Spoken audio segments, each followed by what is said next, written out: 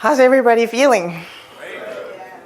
So I want to share a little bit about who I am before I delve into our journey into medical tourism. My name is Phillipa Sibanda, and originally from Zimbabwe. Started off life in aviation as a pilot. So I want to give a shout out to my sister here who's teaching on aviation. So having a mind that, is innovative and engineering, and it's a tinker mind. There's a type of person that has a tinker mind. I'm a tinker. So embracing that, I became a pilot. I flew to the United Kingdom exploring aviation and discovered while I was there the American Embassy, and discovered that Miami is where you needed to be. So found my way to Miami. This is like a 19-year-old flying into Miami and going to a historically black school, Florida Memorial University, and starting a journey which was amazing because I came in the right space and got acclimated very well into the United States. Great mentors. I had a military mentor who advised me that as a foreign national, I needed to be in a space where I would have there was a scarcity of job. There was a scarcity of skill set rather than to be in a place where I would have many of us applying for the same job. So at that time, aviation was going through some changes. He advised me, get a business degree at the moment because you've already taken these classes. And that's what I did. I ended up being a leader at AT&T at a very young age, 24. And I was a leader for 1,000 employees in a call center, and it was in Midland, Texas. So you can imagine, you grow a backbone in that situation. I learned that corporate America was not for me, and I was quickly able to adapt. And I just knew that I needed something different. I didn't know what I wanted to do per se. But coming from Zimbabwe, you come from a very strong science background. The education system in Zimbabwe, even till today, with all the challenges of Zimbabwe, still ranks in the top 10 of Africa. So it was no problem going back and taking anatomy and physiology and saying, you know what, I'm going to try out healthcare. I don't know what I'll do in healthcare, but I'll try out healthcare.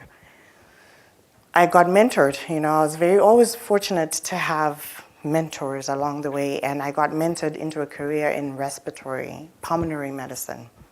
Very specific, but the irony is that the Bernoulli principles in aviation are the same Bernoulli principle in healthcare. So you really don't change as a person.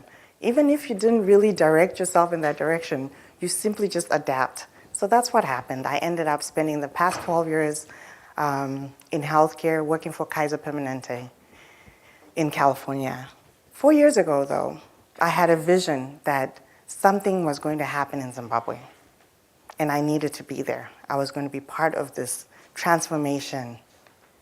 So I packed my bags and went to Zimbabwe, and everyone laughed.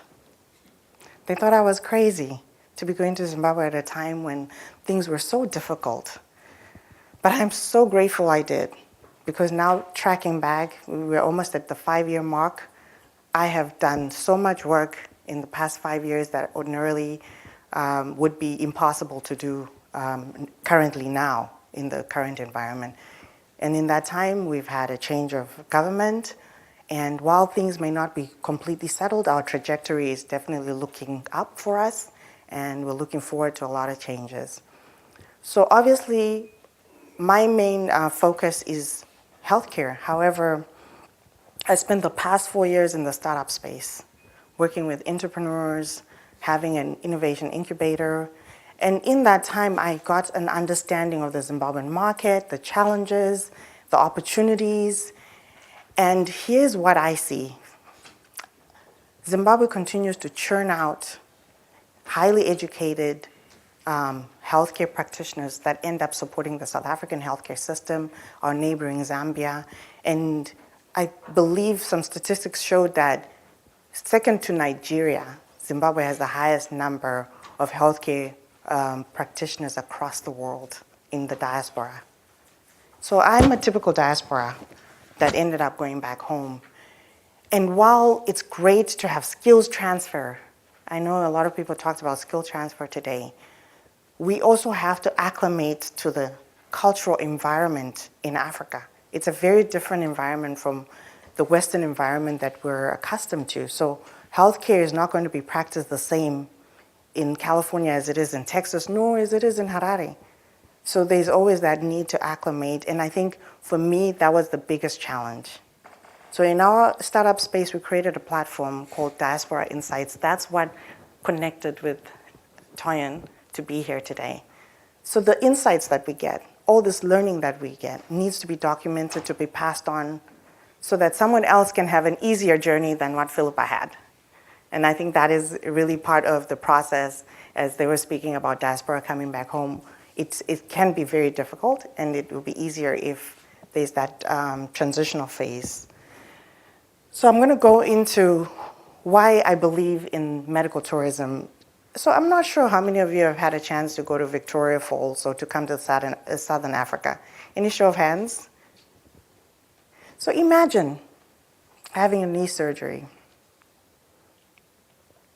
and being able to be at Elephant Hills in Victoria Falls and watching the elephants, during a sunset and having dinner while you heal. And let's talk about the power of healing. Will that really heal you? Because I work in California at Kaiser Permanente, and I see at nighttime bells and whistles going off all night long in the hospital systems, and I'm always wondering about the power of healing in that environment. And I always see patients coming back over and over and over again, readmission into the hospital. And I ask myself, is this the idea of healthcare, considering the amount of money that is being spent here? I really believe the African culture in itself, infused in our healthcare system, is really an answer to what healthcare should be. It should be a healing process. Walking into the hospital is not just about being delivered medication at the right time to the right patient, which is a lot of the focus here. Did we meet the checklist? Did we mark all the dots? Really, it's about that person, the total human being, body, mind, and soul. And that is African culture, body, mind, and soul. So when the African is delivering healthcare in the African setting, it's not something out of their environment. It's part of who they are. Ubuntu, they care about people. So naturally, medical tourism will work in Africa very well. It's unfortunate that at the moment, the infrastructure might not be there, the investment might not be there, and many people have not really seen the continent as the place where that can happen. But if you put the pieces together and start looking at the labor force that you need, it's already there, you're educating them, and then they're traveling all over the world to work in hospitals in London, the United States, and Australia. So they're already there, they're being trained there. So all we need is hospitality to come together with healthcare, and we can start talking medical tourism. So obviously, medical tourism works well when the digital infrastructure is in place. To separate the two it makes it difficult. Digital infrastructure makes it possible for medical records to be transferred all over the world. It makes it possible for that expediency to happen, rapid transmission, rapid care, rapid delivery, and better outcomes. So as we've seen, the use of mobile technology, for instance, in most of Africa has really been, I'm going to go up to this next slide first. The use of mobile technology. This is just numbers for sub-Saharan Africa. I know Zimbabwe is one of the highest penetration countries when it comes to mobile technology, not because we have a great penetration rate per se, but because we have multiple carriers and we don't have the greatest network. So a person usually carries multiple phones from multiple, you've got Verizon and you've got AT&T on the other side. That's exactly what's happening. And so our numbers reflect about 120% penetration rate. But here's what's great about that. Because of those numbers, we were able in Zimbabwe to disrupt the banking sector. 95% of our transactions in Zimbabwe take place on the mobile phone. Here in the United States with Bank of America, you've got Zelle, you've got Chase, all on Zelle, and all these other apps, but still, you don't have that level of penetration. We're talking about 12 million people in Zimbabwe living in rural communities, and yet all using mobile phones for transferring money. It speaks volumes about how much you can do in that environment because your people are already adapted to it, you see. So the reason I wanted to bring these numbers, this is just the sub-Saharan African region. We're not talking about the rest of Africa. So just knowing that you've got that many people on their mobile phones, that means healthcare records can be on the mobile phone. That means you can email your doctor. I know right now, as we speak, Kaiser is looking at the next phase of healthcare, which is going to be in the home, through the television set, through the mobile phone.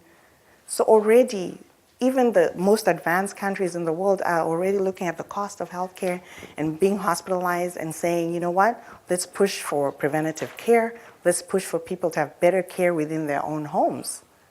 So for Africa, we're leapfrogging, just like we did in mobile technology. We didn't have to go through CDMA and that pathway to GSM. We went straight to GSM. And that's what we have an opportunity to do again. In healthcare, we have an opportunity to go straight to preventative medicine in the home, using the phone. So these are just the SIM card connections. We're looking at a projection of almost 1.1 billion there in 2025. So that's the opportunity. I think that gives us insight on where we're going and how healthcare can be delivered in the future. So I'm not sure how many of us have been able to visit this amazing natural wonder of the world, right? But there's something about that, the calmness that you get. Someone earlier on talked about non-communicable diseases that are on the rise in Africa because we're adapting a different lifestyle, different food, different diet, right?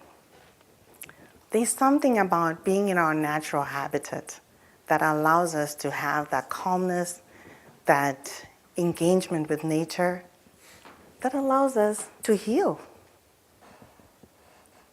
right? So imagine again that knee surgery. Cosmetic surgery doesn't have to be, I'm not going to take away from those that need to get other stuff done, with their bodies, but the healing. I'm just trying to get you to imagine the post-surgical experience in a place that allows you that calmness, that healing. Not the bells and whistles, the constant, opening in and out of your room. I'm not sure who's had a recent hospitalization or who's visited someone in the hospital right here in the US and have seen how it has become so routine, where sometimes you're not a person anymore. You are a name on a piece of paper that says, I must see so-and-so. You're attached to a medication at 9 o'clock. That's our reality. That's our reality, where the patient ratio for the doc might be 1 to 20, right? Because the cost of healthcare is so high. So medical tourism is definitely a possibility. In my region, obviously, I'm excited about Southern Africa. That's where I'm from, and that's what I speak of. Despite all the problems in Zimbabwe, the political problems in Zimbabwe, we still continue to have high ratings on our tourism, particularly in Victoria Falls. So as I've said before, the combination of the digital platform with the skill set.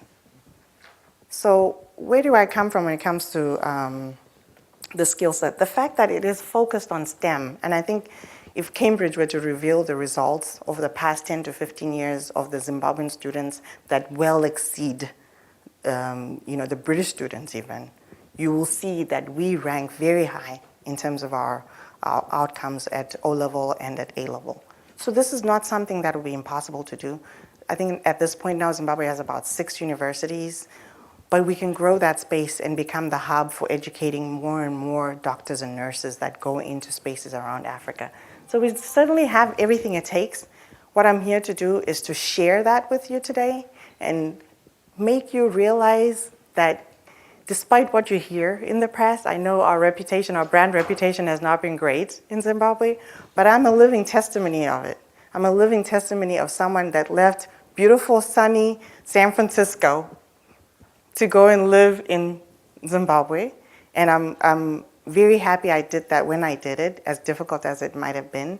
And I just wanted to come here today and just share my journey and show the possibilities of Southern Africa. I know there's a lot of representation for the northern part of Africa in this room, Nigeria particularly, but there's also great possibility in Southern Africa. Victoria Falls borders Zambia. We're also very close to Botswana. Even though those are all small countries, but the possibilities are really looking at it from the sub-Saharan region. And that's when you see the real potential investment there. Let me move on. Anyway, so here we are.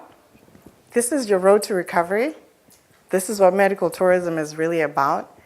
You can have the greatest surgeons around the world, but if your recovery process is not great, you're likely to have multiple visits into that hospital. You're likely to have to get that surgery done again. And this is what Africa can offer. These are all potential environments in which medical tourism can happen. Thank you.